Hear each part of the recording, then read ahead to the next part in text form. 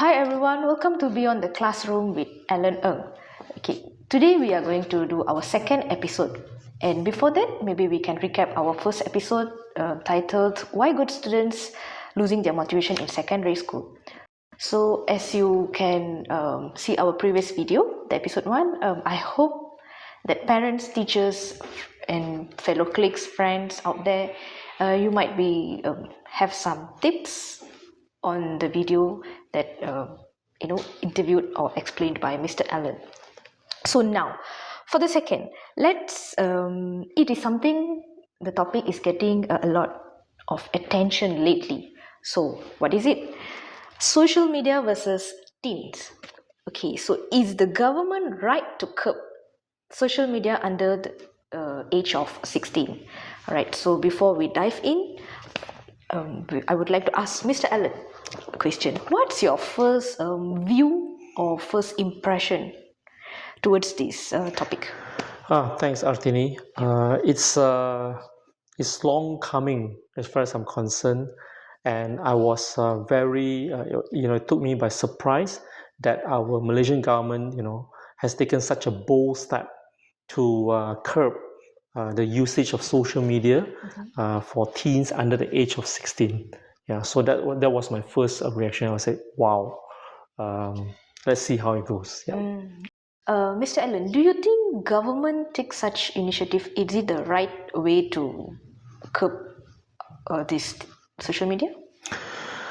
Well, I think we have to look at the situation. Why our government has taken such a bold step, right, to curb the usage of social media for the teenagers. I think there is a lot of benefits. Okay, to start with, in government, right, trying to curb the usage due to multiple issues, the negative issues that crop up due to the usage of social media, okay, by the teenagers. Just to name a few, right, is I'm sure all of us have heard of cyberbullying among the teenagers, okay, getting more and more prevalent, right? Sexual exploitations, also another one, okay? Scam, right? Among the public at large. So I feel these are the few pertinent reasons why government thinks it's actually the right time, okay, to take such drastic action. But to be fair to our government, right, Malaysia is not the first country who is taking such a step, Artini. As a matter of fact, Australia actually took this measure last year itself, and after which, followed by many other advanced countries also taken this bold step. Obviously, they receive a lot of backlash from the teens in their respective countries. Sorry, but they were still going ahead, right, and taken this particular step. Also, most recently, okay, in a Star paper, right, I read somewhere that there's this survey conducted by the Star, and it's shown there was 77% of Malaysian parents actually supported our government initiative, right? This step to curb the usage of social media, right, for teens under the age of 16. 77% is actually very high. In fact, Malaysia came out to be top ranked in the world, okay, among the parents, okay, who actually supported the government. So this shows that all these adults, okay, the school, parents, even government, actually really concerned of this issue that's actually happening in our society today. Yeah. Okay. Maybe I would like to ask Mr. Allen, have you seen or experienced, the real cases where social media have negatively impacted the student? Yes, I have to made precisely, I would like to share with the viewers here. We don't have many cases, okay, that happen in our school, but certainly, on and off, we do have one or two case that happen. Case in point, just over this case actually happened 2 years ago. This group of friends, they are actually good buddies, okay, but due to certain issues, some misunderstanding, there's this one particular student actually took it up to the cyberspace and started to hurl accusation, slander, make nasty remarks on the student's friends, right? And the victim only got to know it from classmates that reported, that mentioned to this particular victim, and it was brought to light to the school, right, attention. And when we saw what was written, we were kind of horrified with what being written in this social media platform. So yes, it actually happened, and as a school, we took action, and we brought the students in. Okay, the victim. We tried to find out what actually happened. Okay, and we also brought in the students who actually made these nasty remarks, and certain punishment were actually meted out, right? But ultimately, the school will actually solve it, right, by educating, okay, both parties, the do's and the don'ts. Why is it not right to do this sort of action? And we always advise them, please come forward and talk to the teachers, okay, and we will know how to handle it, because at their age, sometimes they just do not know how to handle certain situations, arguments, and so on and so forth. Yeah. Okay. So they use social media as an outlet. Okay, Mr. Len, nowadays social media is a part of our life. Okay, so do you think ban or restricting social media at current situation, current era, is it going to be like, students going to listen to them or going to follow to them? Well, Artini, I don't think we can, our approach as far as our school approach is concerned, it is very, very difficult to completely or total ban the usage of social media among the teenagers, right? This is akin to asking Facebook, right, or Instagram to actually shut down. It's just not possible, the way I look at it, because they've grown too big. And I can really ask the viewers, the parents or even students out there, okay, who doesn't have a Facebook, who doesn't have Instagram, who doesn't have TikTok account? Maybe for myself, I don't have, right? But I'm very sure majority of the students, right, they would have actually wanted to have one. They would have one.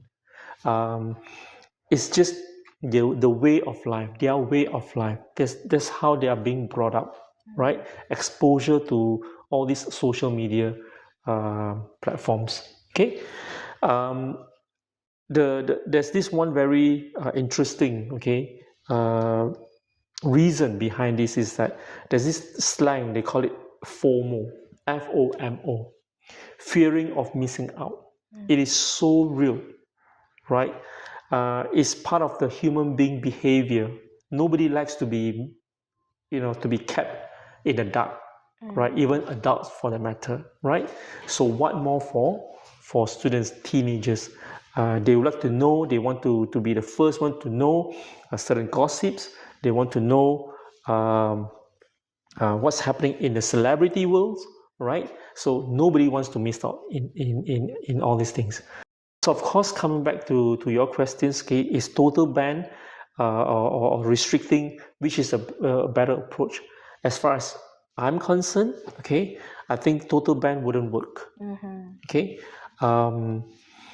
We will see when the government actually implemented, right? When the government actually closed the tap, come June or July, in banning or in curbing the usage of social media for teenagers below the age of 16, we'll see their reactions. At the moment, we do not know how they're going to turn out to be, but certain countries have actually shown that some teenagers even want to take their case, right, to the court against the government, right? Of course, those from more advanced country, right, whereby their freedom has been taken away, apparently, if they are restricted from using this social media.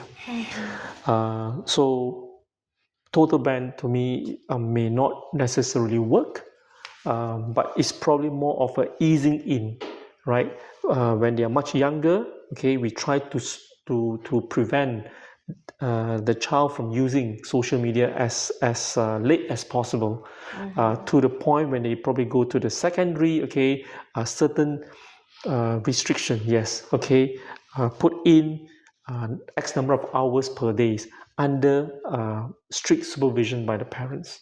Yeah, I would say that is probably one of a better approach. Okay, all right. So, what would you say is MindReaches stands for it? As far as MindReaches stand, we are aware of the importance of this social media to the teenagers, right?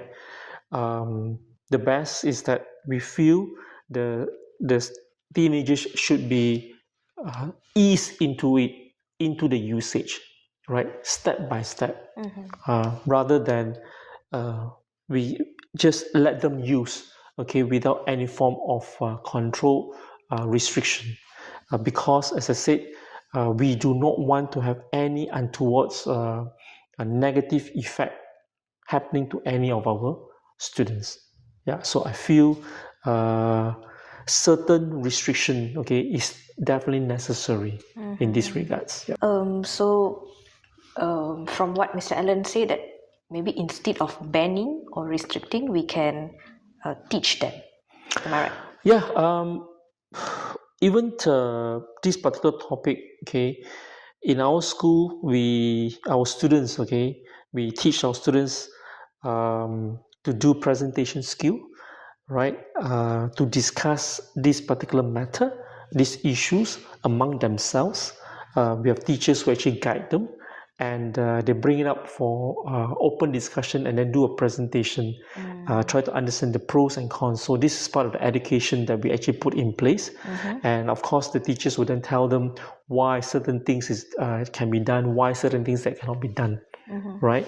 Yeah, we just have to face it, and true education is probably the right way to go about handling this particular matter.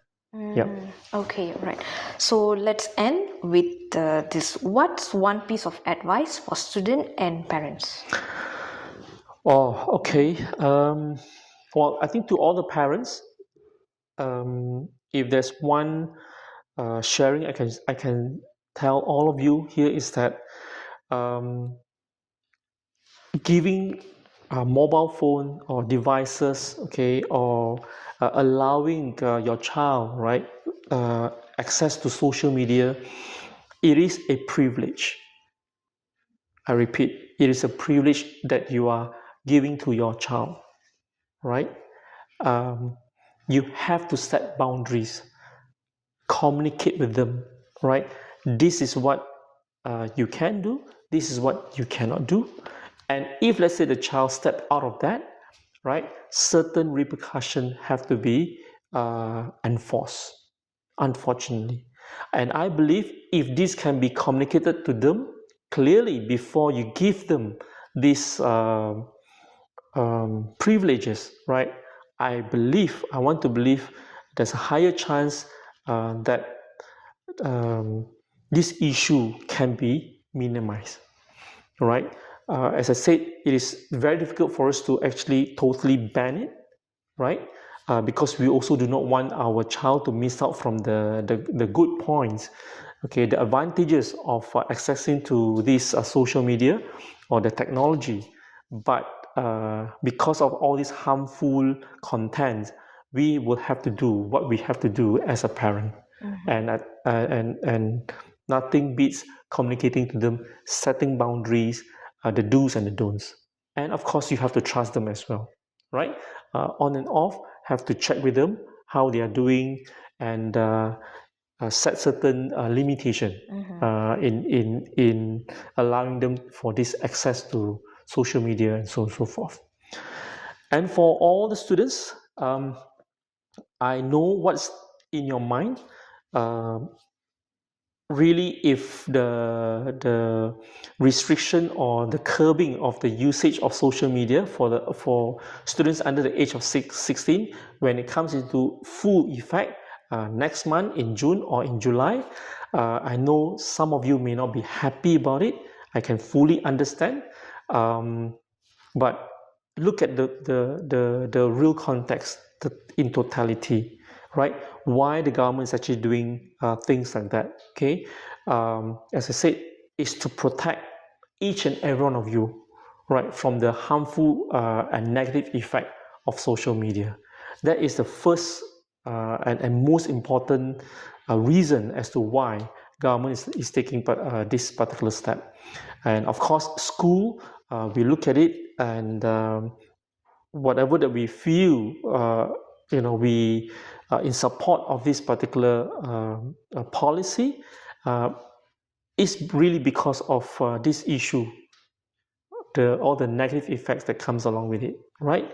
And for those who have used social media, for those 16 and above and so on and so forth, that does not negate the fact that you are still being exposed to all these negative contents. So please use it responsibly, right?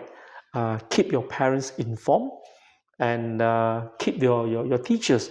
If you feel something is not right, please come forward and talk to the adults, talk to your parents, talk to teachers, and I'm sure we'll do our best to help you to solve these particular issues that you're actually facing now. Yep. Okay. That's a powerful note to end on, and thank you so much, Mr. Allen. So social media isn't going away, but it's how on we guide or educate our next generation makes all the difference. If you find it meaningful, please do share with someone who might needs it. Please do not forget to subscribe our channel. Thank you. Thank you very much, Artini.